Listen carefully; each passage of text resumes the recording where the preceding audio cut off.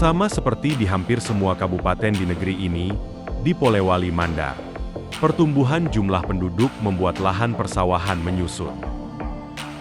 Produksi padi di kabupaten yang ada di ujung selatan Sulawesi Barat ini pun ikut menyusut. Di pusat kota Polewali, lahan-lahan sawah memang masih bisa ditemui. Tapi tentu perlu inisiatif besar kalau Kabupaten Polewali ingin menjaga statusnya sebagai lumbung pangan Sulawesi Barat. Aco Musadan, Kepala Dinas Komunikasi Polewali Mandar mengatakan, dalam 5 tahun terakhir, luas sawah di Polewali Mandar menyusut signifikan. Penyusutan ini terjadi akibat pertumbuhan penduduk dan kebutuhan lahan untuk perumahan serta infrastruktur.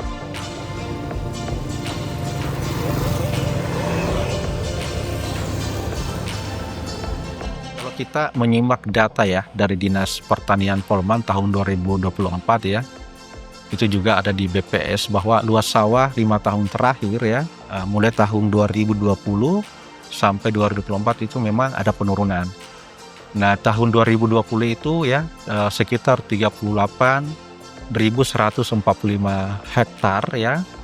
Kemudian itu menurun di tahun 2021 menjadi 38.644 ya, 60 hektar.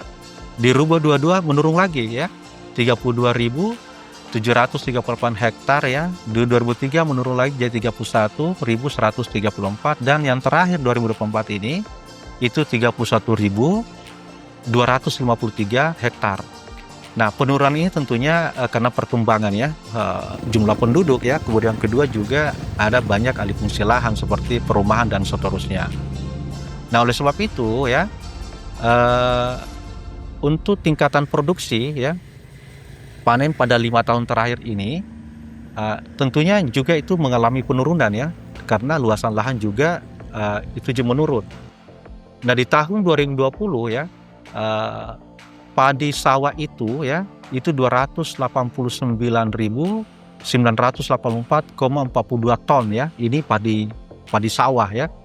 Kemudian di tahun 2021 itu menurun 239.081,60 ya ton. Nah, kemudian meningkat ya di tahun 2022 ini, yaitu 264.240,84 ton. Nah, di tahun 2023 itu menurun lagi 230,381,34 ton. Kemudian meningkat lagi di tahun 2024 terakhir itu 231,97,4 ton. Tapi dalam 1 tahun terakhir, produksi padi di Polewali Mandar tidak lagi turun, malah mulai berbalik meningkat. Kenaikan produksi padi bisa terjadi karena perbaikan sistem irigasi dan pemanfaatan teknologi oleh para petani. Pemerintah daerah juga berusaha membangun mindset para petaninya supaya lebih melek teknologi. Seperti program Sapa Petani, yakni aplikasi pemetaan sarana dan prasarana pertanian berbasis Google Maps. Dengan aplikasi peta digital ini, para pengguna bisa memantau langsung distribusi bantuan, akses jalan tani, serta kondisi geografis wilayah. Sistem Sapa Petani juga mendorong transparansi, di mana petani dan penyuluh bisa melihat wilayah mana yang sudah atau belum mendapat bantuan.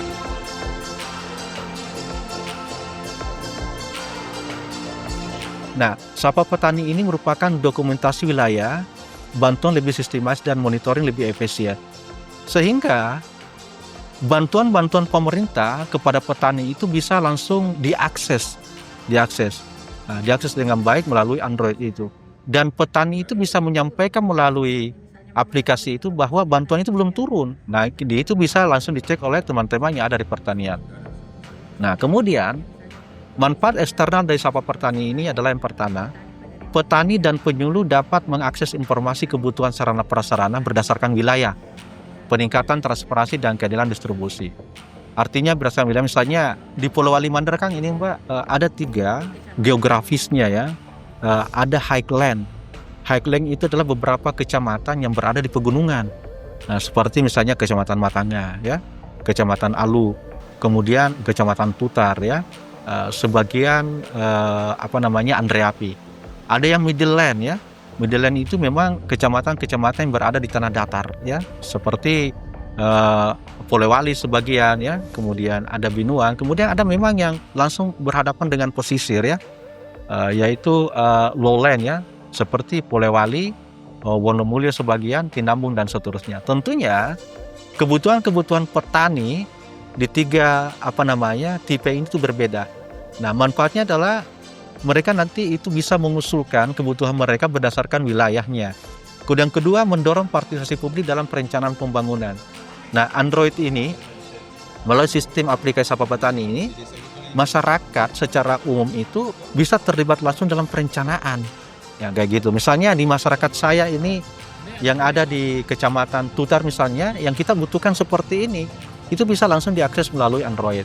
Nah, melalui itu nanti aplikasi itu nanti akan didorong ya melalui aplikasi Polman 1 Data, kita akan connect. Nah, kemudian itu masuk di perencanaan di Bapeda. Sehingga bantuan-bantuan yang kita akan gelontorkan ke depan itu memang bantuan-bantuan pertanian sudah berbasis wilayah.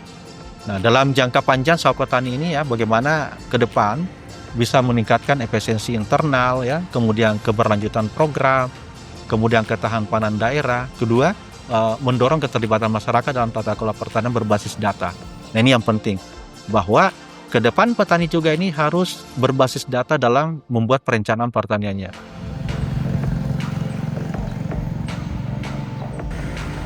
Polewali Mandar berhasil menyuplai sekitar 54% kebutuhan padi Sulawesi Barat. Selain padi, Polewali Mandar juga penghasil kelapa, kakao, serta peternakan ayam dan kambing.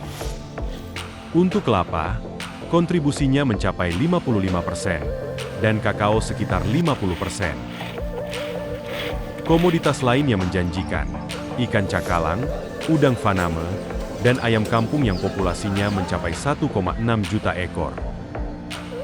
Kedepan, Polewali Mandar siap membidik pasar baru, yakni Ibu Kota Nusantara di Kalimantan Timur.